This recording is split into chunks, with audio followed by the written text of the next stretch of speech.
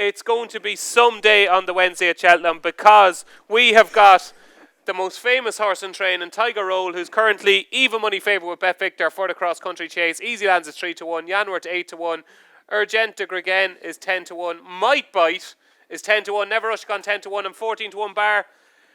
Diarmuid, you do Keith Donoghue's blog for him on gambling.co.uk.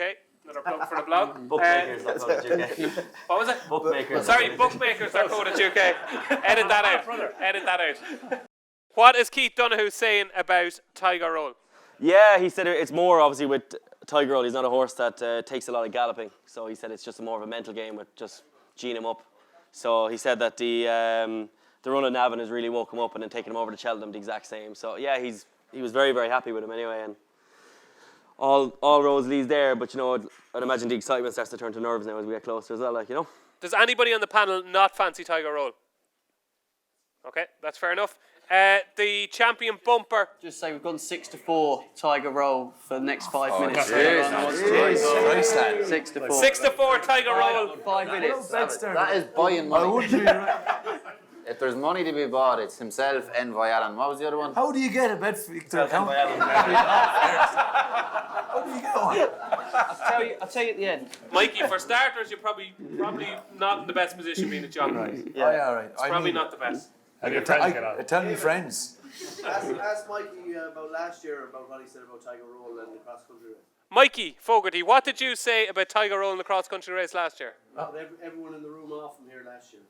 Did I? He said some stupid French horse will fall in front of him and bring him down. Oh yeah. He said you can't be confident. That's what he said. Maybe that level.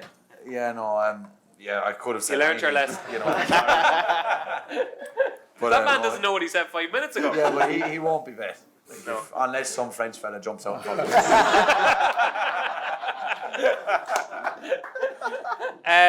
The Weatherby's champion bumper, 6-4 favourite, is appreciated. God, Willie seems to love this horse, Mikey. Yeah, so does Patrick, and I thought it was Fernie Hollow up there before Christmas, and he was unfortunate a couple of days, and maybe he was just too keen, but Patrick seems to really like him, and he doesn't get it wrong too often, so I'll stick with him. What's the other? The each-way prices? Yeah, I'm looking at what else? So you've got 8-1 Panic Attack, 8-1 Fernie Hollow, Queensbrook 10-1, Israel Champ 10-1, Fire Attack 10-1, 12-1 Bar. Yeah, look, I ride Fernie Hollow at the odd time there, and I like him. I seen him win his point, and he got him set. He dropped him out the last day, and he settled. And I was impressed. Yeah, very few horses come up the straight on the bridle and heavy ground bumpers. But whether it's all about it'd be a backing and running horse. Like if you're settled for the first half a mile or mile, like he's a massive engine. So I wouldn't put off anyone having a tenner on him. Does he feel like a good horse when you ride him at home? He does. Yeah. He does. He looks like a good horse. He's 16.3. He's a big bruiser, and he's the he could run away with if he wanted. And there's not many. Very few to run away with you. Yeah, women anyway don't run away with me. Away from you. But horses, very few. Very few. Okay, so that's Fernie Hollow, 8-1 currently with BetVictor. Dave, what do you make of Appreciated? Worthy favourite, 6-4 though for the champion bumper. Short, isn't it? Yeah, I couldn't have that. Those prices, like. Yeah, and it's a funny race. Like Patrick Mullins is just a tactician, so he's going to think to himself, right, I dump this half, hand in wide. I'm riding 6-4 favourite. He won't do that. But then you can get. He does it on everything in the champion bumper. No, he doesn't. What's he ever dropped in? He goes down the rail times. He followed me on Avondale V. He's champion favourite, made the run down the paint. I haven't seen him any. Everything's out. No horse in front of him really. Anyway. I wouldn't say the wide word, like.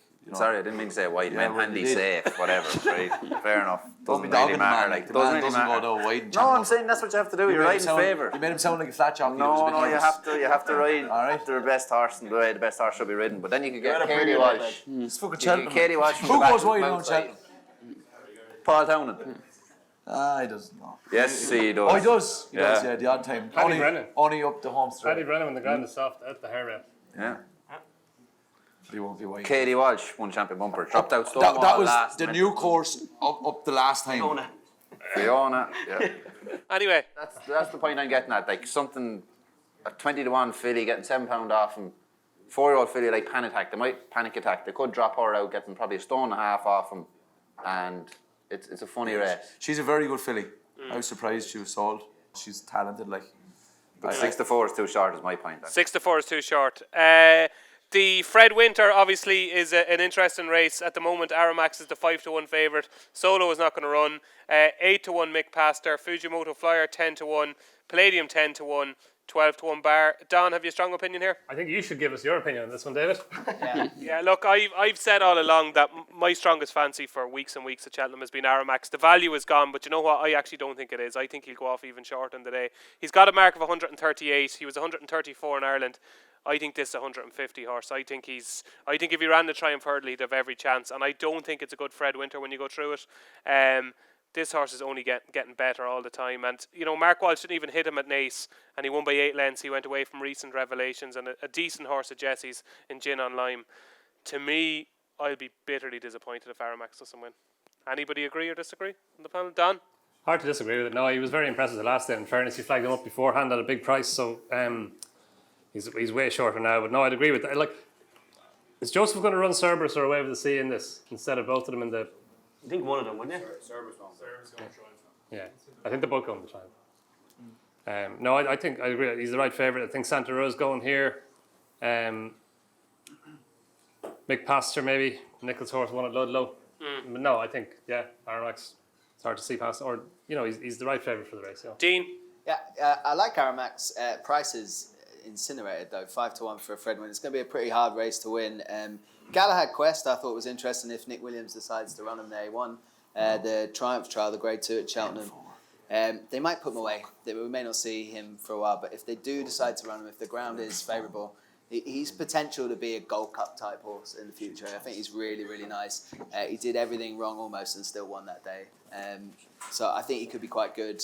The Yards won it before. He's 16, so I crept him into the bottom of the slide so we could talk about him. So wow.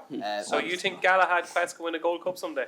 I think he's that type of horse. It's a big ask to go and win a Gold Cup. Not many do it, but he's that type of horse that will end up being there. And they've had some good horses, so I think they know what they're talking about. I'd be of the mind that one will go a long way anyway. Okay, so the strongest fancies from the panel on day 2. I'll kick off with Aramax, obviously. Dean, your strongest fancy on day 2? Is it just a cop-out to say that M4 Allen's probably... No, that's fine. That's fine, yeah. Envoy Allen. Sam? I'll go with the Tiger. 64's gone, I'm afraid, as well now. Absolutely filled in. Trading, not very happy with me. Okay. Won't have a job tomorrow. Good work, team. You've all got great prices. Good work. Diarmuid, your best bet on day 2? One race we don't have there again. I don't know if that's... Well, you did the slides. I know, yeah. You're criticising yourself. We don't have that race. We didn't have time. Notes, though. Yeah, we didn't know that there. You know, does say like there. Oh, sorry. The one race that's not priced up is the Coral Cup. Canardier in the Coral Cup of 145. I think he's a big chance. He was 5th last year, but turning in, your eyes get dragged towards Wicklow Braves. Wicklow Braves obviously travelling like a dream. He's travelling very well inside. And he just has a soft finish to him. He's now a Willie Mullins, and obviously Donn McClean's a brilliant trainer. But you know, a rising tide brings up all boats.